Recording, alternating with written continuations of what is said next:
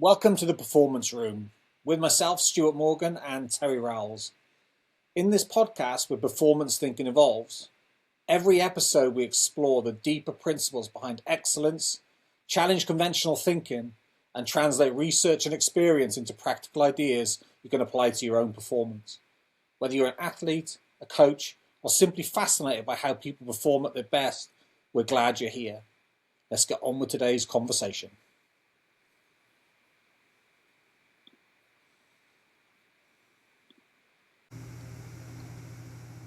Terry, this is very serious now, isn't it? We're committing to do this. Yeah, you hit record, so it's on.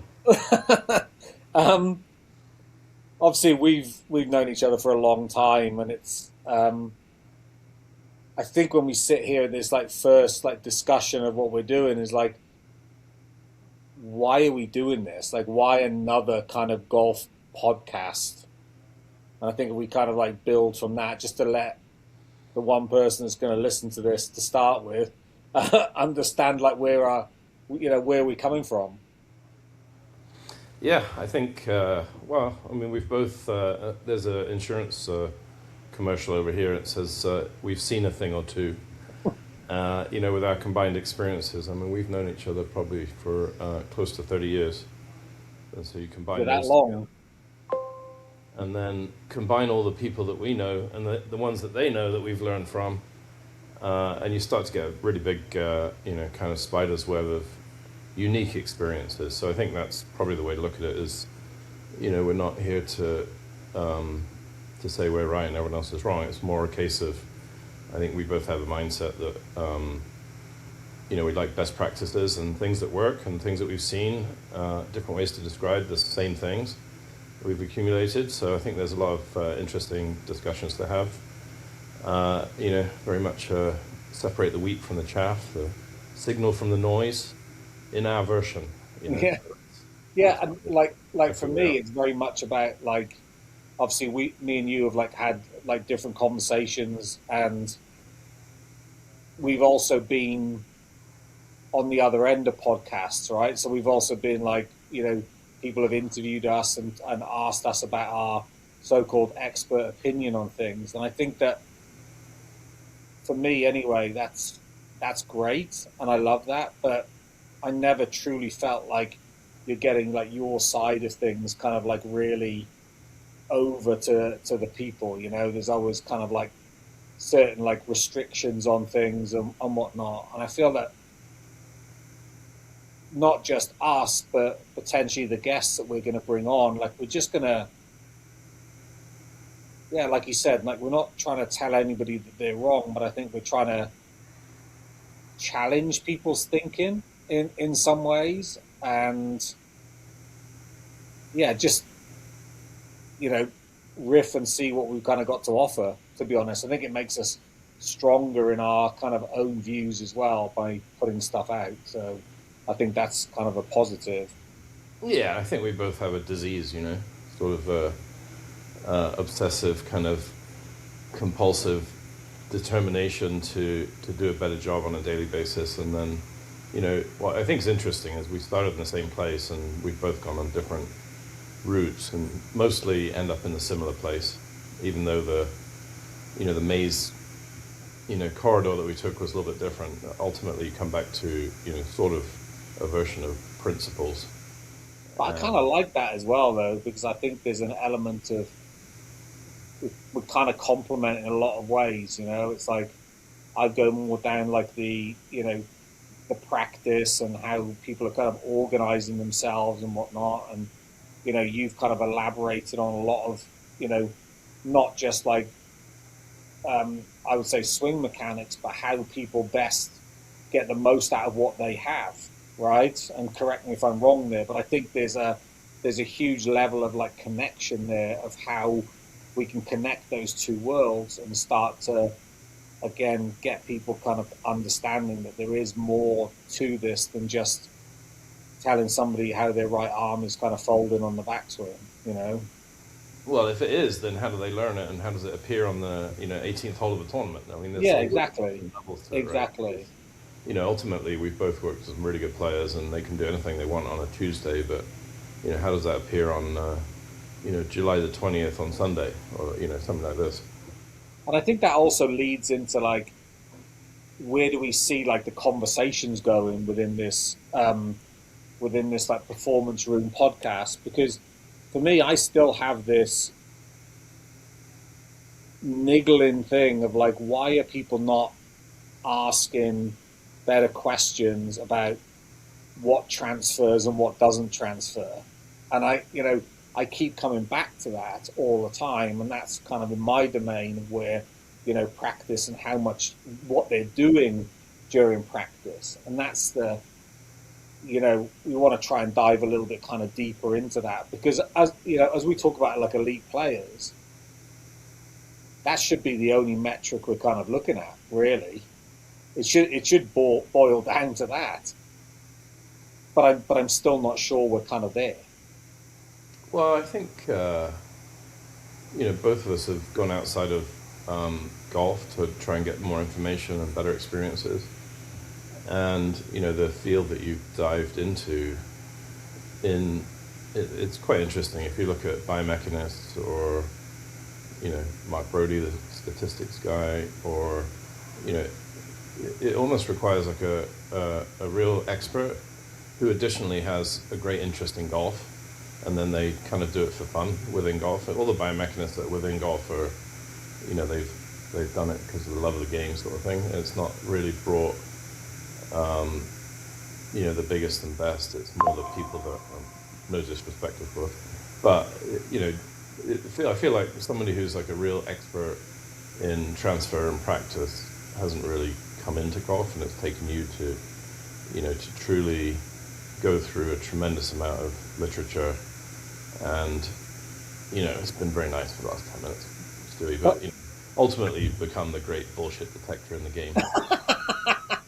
But also that also asks like, again, things that we're going to kind of talk about of like, why does culture take so long to kind of change? And you can provide all the evidence you want, and you can show people that there is like, okay, this does this and this does this and this produces these results, but it still takes a whole army to probably change a culture down the road. And I always feel that's a real kind of open but kind of challenging subject on its own.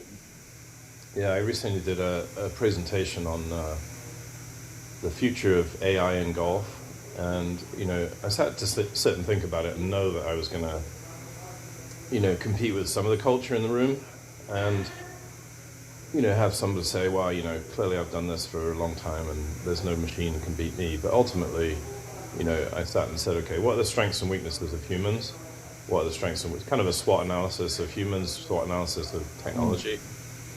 And, so when you get into the things like, culture, we're talking about human biases, which are very predictable in every field, in finance or medicine or, golf. But any human activity, we have biases. And, if you look back at, there's Nobel Prize-winning work of, Kahneman and Thaler, who we can talk to at some point.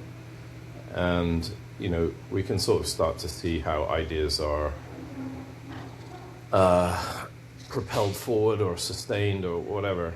And they're within golf there's so many. And, people are trying to do their best despite the fact that there's clear and obvious bias. And I think, and that's what we're challenged by in like social media as well, isn't it? Like, 100%. Well, we're picking up one thing and just like going to town on it, and everything they post is around their confirmation bias ultimately. Yeah. And if they have a big enough following or a big enough voice, it leads people down these roads of like, well, is this right for me in this sense, or is it just the influence? And that kind of ties into, some of the work I've done in my PhD as well. I'm looking at Ali Crumb's work at Stanford around the beliefs of individuals, because the beliefs are being driven heavily by players today that are linked from social media and people that are influencing them. So I think these are kind of the elaborations of like things that we're going to dive a little bit more kind of deeper into, and not just like, again, just be another podcast just looking at the surface element of of not just golf coaching but just general human interaction with an environment. Peak performance in humans on some level.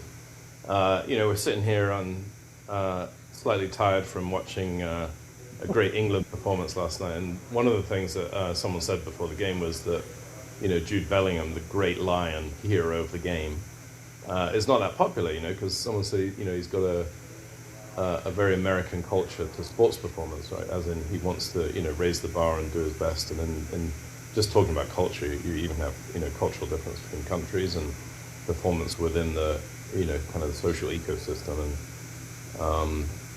and he kind of proved that wrong, so he went and did his thing. But yeah, so But I think the interesting thing about like him as well, like from a performance standpoint, is that he wants to be the man, right? And he's not, and he's talked a lot about like vulnerability and like leading into to things, and on the flip side of that, you mentioned like, and I like him as well. I like how he talks Thomas Tuchel, who kind of like a German that taken over this England side. But if we look at the history of like how he's trained players and teams, and almost to the point of going, it's so extreme, right? Because he's heavily been influenced by a gentleman in Mainz University called Johann Scholholm, who talks about differential learning. And when he talks about like, and when he's taking training sessions, sometimes the players are just like completely, like it's like Marcelo Bielsa with his like training and whatnot. Like they're so far, they're almost too far ahead of where of what the players are actually used to. And when you get too far ahead, it creates this like too big of a gap sometimes. But I do believe that with my side of things and your side of things, we can try and close a little bit of that gap, especially in golf.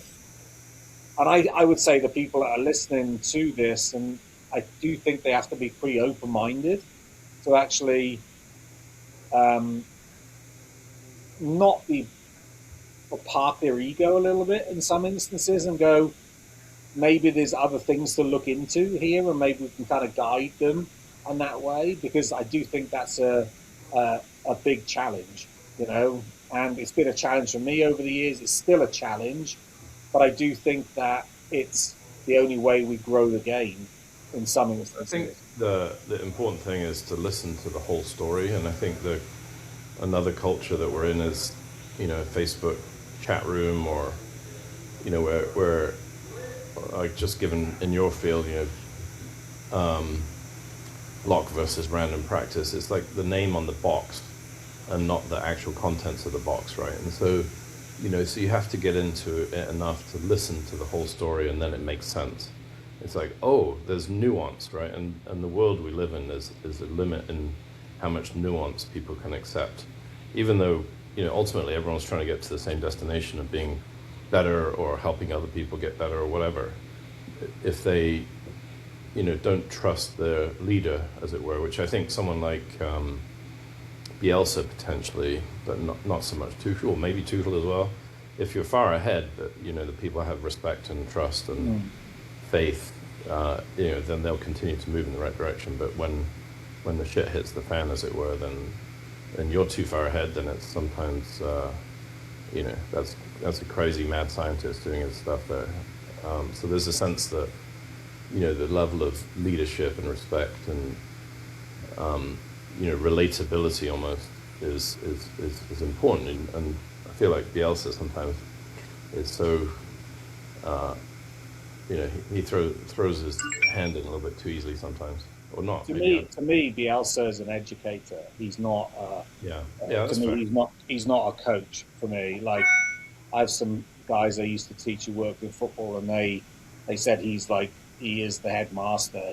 He's the one that Pep Guardiola spoons and asks about something, but Pep has a different way of like delivering and whatnot. With Bielsa, it's very much like, no, this is kind of the way. And I think sometimes you have to adapt to the people that are in front of you. Oh, I think 100%. that's the coaching art, isn't it? You know, and I think that's the kind of the depth that we're trying to.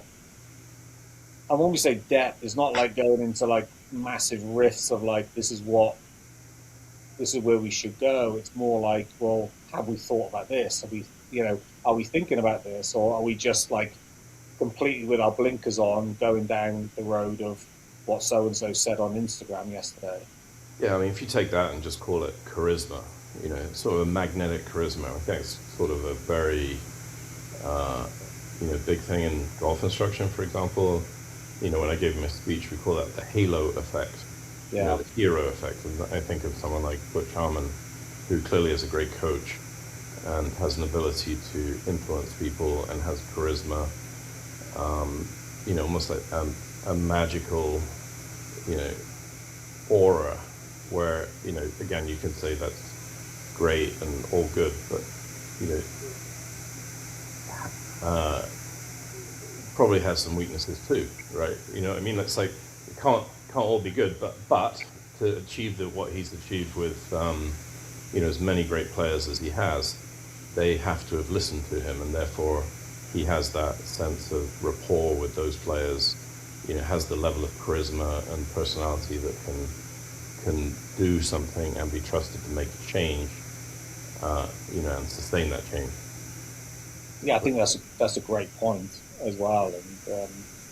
And this is just me and Terry kind of like riffing here of like what we're going to kind of discuss, in a little bit more kind of like structured, like with the future episodes ultimately, and what we're going to kind of go down. And I think that's given you hopefully a good taste of what's to come. We might not have made any sense to all of you, but that's not what we're here to do. We're here to kind of like chat, and it makes sense to us, and hopefully it makes sense to other people as well. Yeah, I feel like we've had so many good chats over the years, and they may or may not end up in a conclusion. But I feel like when I chat with you, and I have a group of friends who I can chat with, then it helps to make me think more efficiently and better and more honestly and less biased in my own words. And Yeah, so I think I trust you to call me out on my bullshit, and I think when someone listens to the two of us talking, it may challenge their beliefs, may challenge their bullshit, and hopefully it'll cause them to listen a little bit further. And that's they can call brilliant. us out as well, and we can learn from it, so that's okay too. But that's what we're kind of open. Like we're looking at things and going, yeah, you're biased on this, and I go, yeah, I am biased on this, but because I think there's some value in it as well, and I think that it's like I've seen too many players or too many people down the road of like going, it's all of this. It's like, well, I only see, I've only got a hammer, so everything I do is I see a nail, and it's just not the way it is in golf, is it? And That's right. we're going to try and broaden that a little bit, and we're kind of try and bring guests in, bring other people in to sort of like talk about other things, but also kind of like connect it back to golf, because that's kind of where both of our lives are. And I think that's the difference between what we're doing on a podcast rather than what has been before on a golf podcast. We're not here to talk about face to path relationships. We're talking about like the human connection to golf, and what's going to drive performance forward. Yeah, again, I think that comes back, like my best influences in the way that I coach definitely have come almost entirely outside of golf. And within golf, technology has been a big influence over the years because it's a kind of a ground truth in some level, and depending what you do with it, but measuring things has changed coaching significantly. But ultimately, going back to someone like a Butch Harmon, or the great coaches over the years have been good at dealing with humans, and whatever that means. And now you've taken a much deeper dive into what that means in and out of golf. And I'm very excited to hear. I mean, there's a tremendous amount of research in funded sports, right? So Olympic sports and national sports that golf's kind of a free for all. I choose to go and study something, or somebody else chooses to do something. But in other sports, there's a lot more, kind of support and money, and ultimately responsibility. To me, makes you a better coach. And in their case, they're probably looking to spend their money more effectively and get a return for the country or for the federation or what have you. And so, you want to talk to a little bit to how much, crazy amount of research has been done on all these things that hasn't really permeated into golf yet. Yeah, and it's a really good point, because the research that I've done and whatnot, and there's interviewing the players that I interviewed, it's really fascinating and really kind of interesting, and it's not like you can say, oh, it's not about like anybody doing anything wrong, right? And saying, oh, this is bad or this is bad. It's more like, what are you missing? And are not just missing, are you even aware of it? Are you aware of this over here or aware? And a lot of the time it's no, right? Because that's the fault for me about like academia and like research, is like a lot of research is done, but it's also parked in a library where it doesn't get out into the practitioners because the language is too complex and whatnot. So, that's why I'm going to try and bring my kind of like this person on this shoulder, this person on this shoulder, where I can go, well, yeah, I can translate that and I can try and put it into this person over here and put it out into the world. Because I think a lot of the research that's out there, it deserves that in some ways. But again, we've got to get over this sort of like path dependency of like, oh, so-and-so told me this 25 years ago. Well, yeah, it might have been valuable 25 years ago, but things have moved on since then. Yeah, I agree. Well, I think, ultimately, we both have a model for how we see, heuristics almost, like for how we see, people getting better at tournament golf or golf generally. And clearly there's outcome metrics, right? We are talking about hitting good shots under pressure or hitting good shots, a high probability of good shots or whatever. And there's some technical changes in there. But the way in which you incorporate that into your game, the way it might be communicated or assessed or decisions made, and then how do you spend your time around that concept and over how much time? There's so many, if you look at it like, you go to a trainer, I want to run a marathon in a year, whatever that may be, or I want to win the money list in a year. You don't check in tomorrow and say, I tried that running up the stairs thing, and I really got out of breath. I'm not sure that's going to work out for me. But, very true. Speaking for myself, and but ultimately understanding that there's a way to create a program over time around performance that's not just try this, and I think there's a really it's an opportune time to have a longer form, deeper dive chat between two total nerds. Yeah, I think that's around the cage a little bit, but to show that once the pieces fall, there's a much clearer path if you're able to take your distilled and clarified version of what academia says and what a lot of the best sports organizations are achieving. And to be honest, like when I think about this, is that I really want to do like one episode on this blocked and random kind of whatever that is, because I almost want to like put it to bed in some ways, because going back to the guy I said with Tuchel, like Wolfgang Schulholm, he's done huge amounts of like deep dive into this, and we get so obsessed about this whole like, is it blocked or is it random? But I ask the question, is either very good, to be quite honest. So it's like that's kind of where we're going with this. So if we were going to say, to wrap this kind of like first sort of like intro up and telling people where this podcast is kind of going to go, what would be a kind of like sum up for you to kind of close this out? Well, I think ultimately we call it the performance room. What are the aspects that are linked to performance? Like I said, I have a model in my mind which includes many different aspects, and they all blend in. If you look at the best players in the world. I mean, people can learn from that, whether they're, a weekend golfer or not. But ultimately, there's some amount of, dials that they're trying to dial, and practice is one of them. How they take care of their body, strategy, statistics. How do they actually measure their game? How do they measure their performance? From my standpoint, what kind of technical aspects, facilitate better performance, but over what amount of time? How do you manage information within coaching?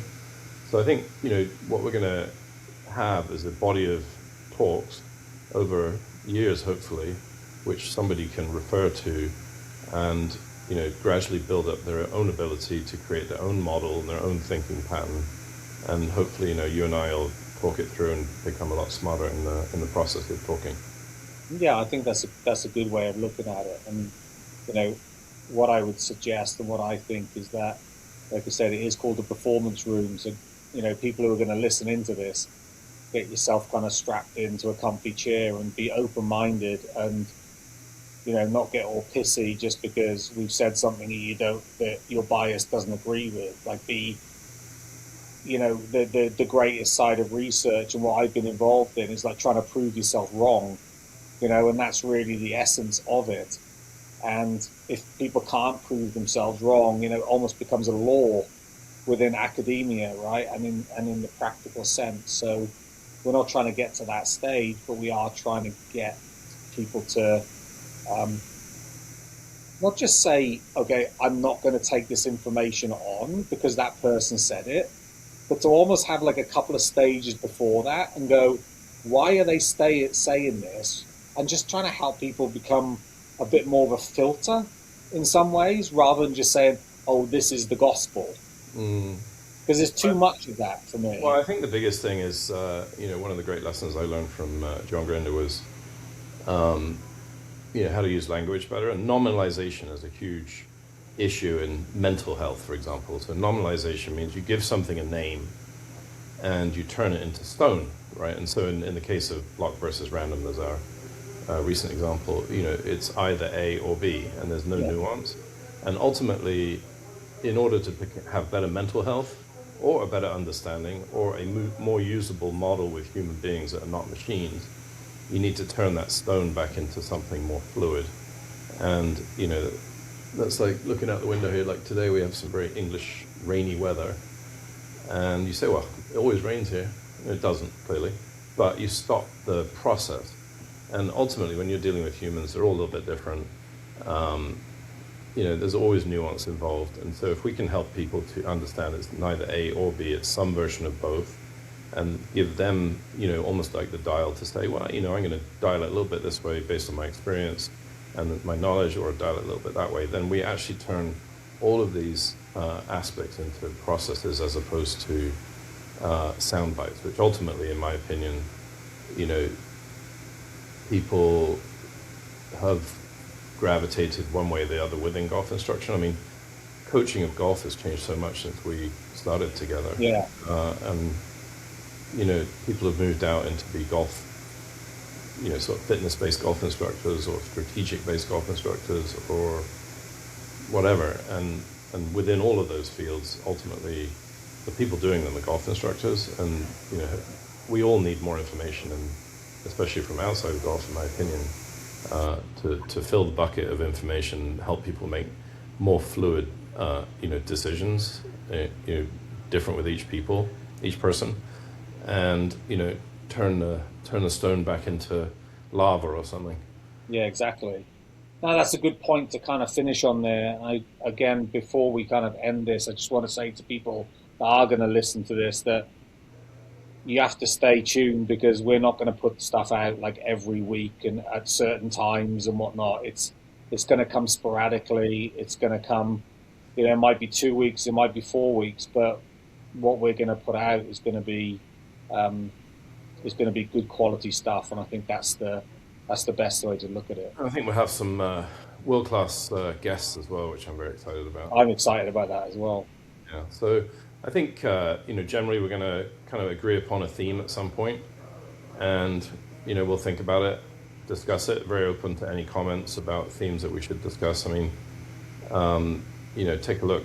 Stewie's got a tremendous amount of great information out there. You have a Substack, many good interviews, so you can pick through some of Stewie's history and work out any interesting subjects that we should expand upon. When does your information about the player interviews come out? Well, I finished it, so I just need to I need to write it up basically, and then it's ultimately about.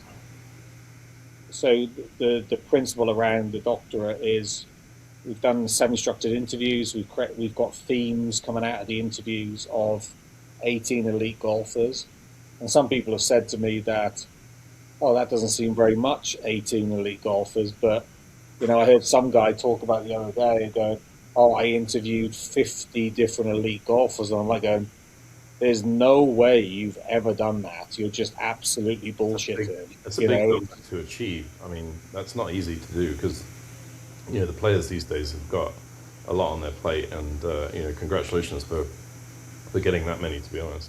And just going through the interviews, it just takes so much time and whatnot. And then we're looking at the themes that come out and trying to answer some of the questions that came from it through a complex adaptive systems lens. So this is like systems thinking. This through dynamical systems theory with regards to kind of movement and whatnot. And how can we look at it through that lens to start to create some kind of framework? Because ultimately the doctorate is it's innovation, right? So it's like we have to have something that's practical that I could go into federations or I could do a lecture on online or whatnot.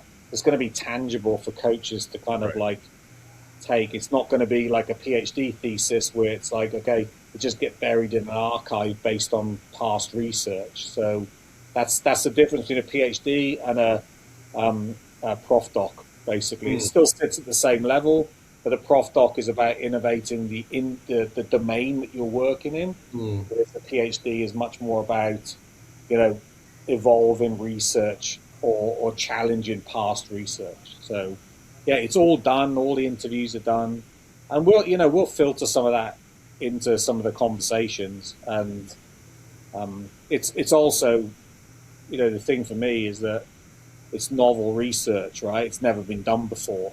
It's amazing. Yeah, but it's scary as well. That why has it not been done before? That's kind of how I look at it. But I think it's just levels of access to like elite golfers, and I think that's the biggest challenge. Well, I just don't think. I mean, you can correct me if I'm wrong. I just don't think anyone's ever considered this, seam of information, or almost a career path before that it's a thing, right? We just assume that as long as we give this magical piece of swing advice, then it should work. Otherwise, either we have to go and change our swing advice, which is a really pretty high level coach already, or the player's an idiot and couldn't do it. So this sort of binary outcome related stuff is now. I think you're making our job as more technical instructors much easier, because now the quantity of information doesn't have to be quite as big, but the way in which it's applied specifically to appear in the tournament is going to be significantly better in the future. Yeah, and it comes back to that, that transfer question that we kind of I touched on earlier in the conversation of like that. That to me, if you're dealing with an elite performer, whether it's an amateur or even sometimes a club golfer who wants to do well in like mid-ams and so on and so forth. Ultimately the metric should be, well, how well is this transfer into the golf course and the competitive environment? And it's almost bypassed at times. Yeah, the world has changed so much since COVID, hasn't it? Because if you look at it, we have there's many people who want to practice and think for themselves. They're out there trying to get the information. They have a simulator at home, which I think the launch monitor companies have boomed. Yeah, so many people can take from this, and I find that it's almost like you can't differentiate between a person's score and their willingness to practice well and get the best information. It's more a question of who's more or less interested in the best information, and it doesn't necessarily sit on a ranking list. I have no, for sure. handicappers who are unbelievably great learners, and they're on a fast learning curve, and they can take the most complex information easily because, a lot of people have much more difficult jobs than we do. Yeah, for sure, yeah. It just doesn't mean they're good at golf, but, given good information, I've seen people manage the project of golf really well, even though they're, maybe not the best today, but they're on the path to being the best version of themselves in the future. And they have the resources to measure things and practice in a way. But ultimately what you'll see is, someone buys a launch monitor and thinks, there's this instantaneous, oh, look, my club head speed is 92, it should be 100, let me just try and swing harder. And then suddenly you're in this, spider's web of, I can't make my club head speed higher, or, I can't change my face to path, or whatever it is. And so the measuring device didn't actually make the difference. No, it's true. Very true. So good. Thanks for this first episode. Good. Terry, and we'll see what happens. Yeah, we'll see what happens. I think that's the exciting bit. Like, we have no preconceived ideas of what this is going to be. Like, we're just like starting it like a couple of amateurs in a in a Platzreifer course in Germany or Austria, where we kind of met. Our presenting license worked on. Yeah, exactly. Good stuff. All right, guys. All right, mate. See ya. Thanks.